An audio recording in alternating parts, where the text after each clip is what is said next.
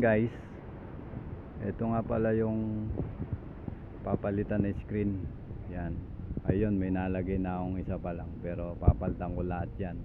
Ang dati nakalagay niya screen, bali yung screen lang na bakal na screen na pino, tapos kinakalawang siya, kaya ginawa ko, nilagyan ko nung ganong ginawa ko, naka frame yan, na kapag madumi na pwede ko siyang linisin, tanggalin. Yan, mula dyan yan hanggang doon papalitan ko yan.